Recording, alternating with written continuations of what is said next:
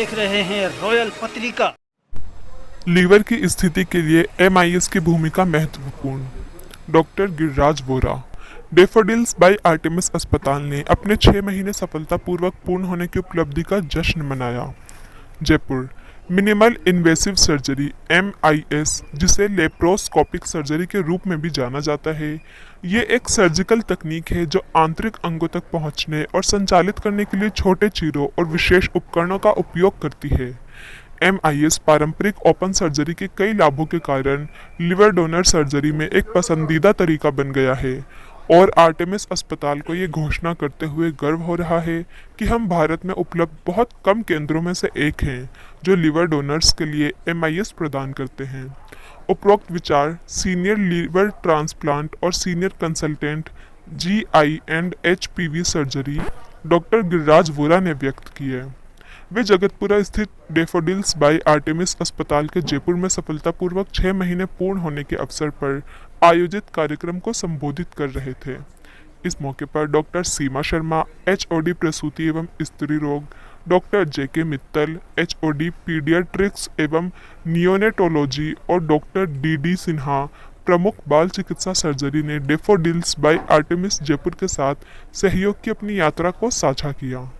तो देखिए, मैंने बताया कि कन्वेंशनल जो लिवर डोनेशन किया जाता है वो बेसिकली ओपन सर्जरी होती है, जिसमें कि पेशेंट को एक बड़ा सा स्कार लगा जाता है।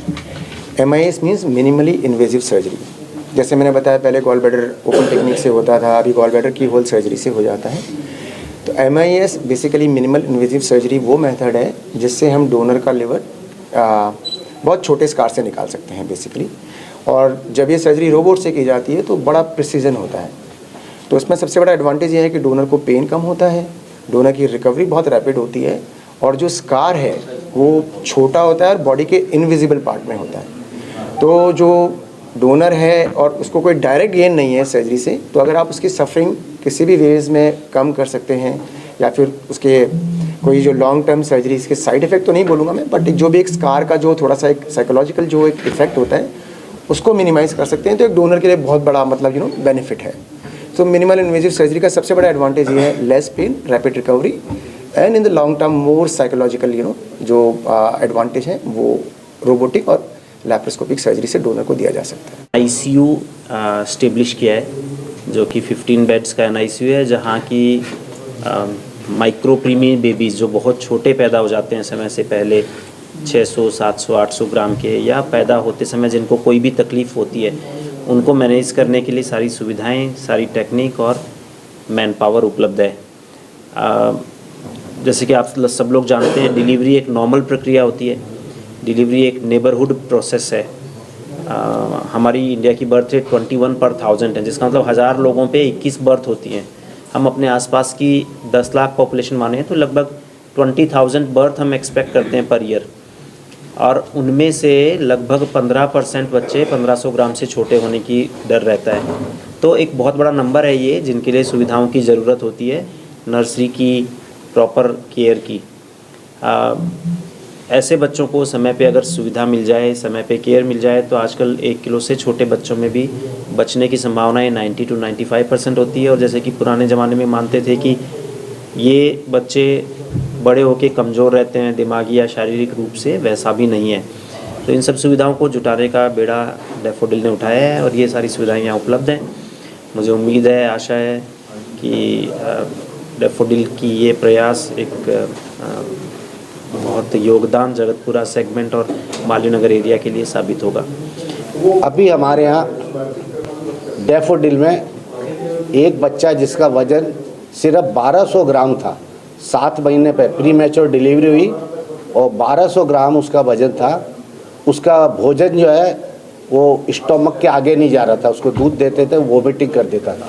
तो जब जांच कराई तो उसमें पाया कि स्टोमक और आगे जो छोटी आंत होती है उसके बीच में रास्ता बंद है और वो आगे नहीं जा रहा है। उस बच्चे को मैंने अभी 4 दिन पहले ऑपरेट किया है, 5 दिन, और उसको ऑपरेट करके वापस स्टोमक को और छोटी आंत को जोड़ा, रास्ता बना दिया, और वो 3 दिन से मोशन भी पास कर रहा है, कोई डिस्टेंशन नहीं है।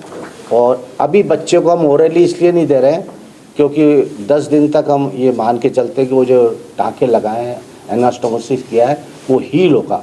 अब 10 दिन तक हम ओरली नहीं देंगे तो कैसे चलेगा काम। उसके लिए डॉक्टर मित्तल साहब और इनकी टीम जो है वो पेरेंटल न्यूट्रिशन दे रही है उस बच्चे को थ्रू आईवी, जिससे कि उसके डेली रिक्वायरमेंट कितना प्रोटीन, कितना फैट, कितना शुगर उसको जानी चाहिए, इलेक्ट्रोलाइट बैलेंस, वही सब ये लोग कर रहे हैं। मैं तो सर्जन हूँ, मैंने मेरी सर्जरी कर दी, लेकिन सर्जरी को सक्सेस बनाने के लिए मेडिकल केयर भी ज़रूरी है ना। तो मेडिकल इंटेंसिव केयर इनके द्वारा हो रही है, सर्जरी मैंने करी है।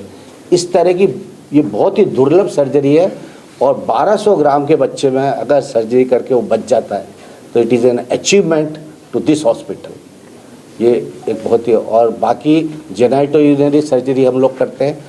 किसी के पेशाब का छेद मान लो आगे नहीं है, नीचे है, तो वो जेनाइटो यूरिनरी सर्जरी करते हैं। किडनी में कोई प्रॉब्लम है, टेस्टिज ऊपर नहीं है, नीचे नहीं आई, उनको वापस नीचे लाना है, हर्निया है, कोई भी पेट का ऑब्स्ट्रक्शन है, मतलब बाकी जो भी सर्जरी होती है ना वो सब हम लोग कर रहे हैं। अभी भी हमारे यहाँ 2 पेशेंट भर्ती है। जैसे आपने अभी देखा, हमारी टीम इन्हीं प्रयासों में प्रयासरत है और एज अ टीम हम सुरक्षित मातृत्व देने की ओर आगे अग्रसर हैं।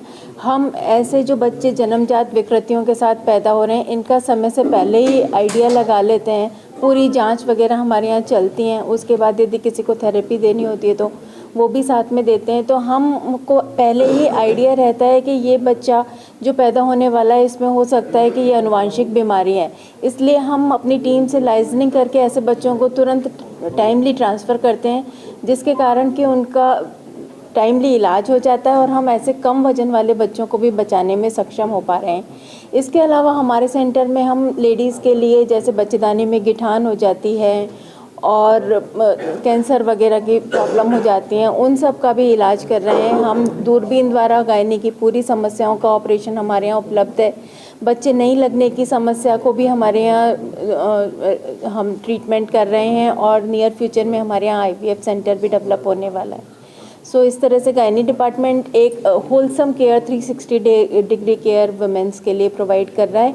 और इस एरिया में मुझे लगता है कि अभी ये ऐसा अच्छा अस्पताल एक डेवलप हो गया है जिसमें कि आप बिना किसी संकोच के जा सकते हो और सभी गायनी रिलेटेड प्रॉब्लम्स का समाधान पा सकते हो।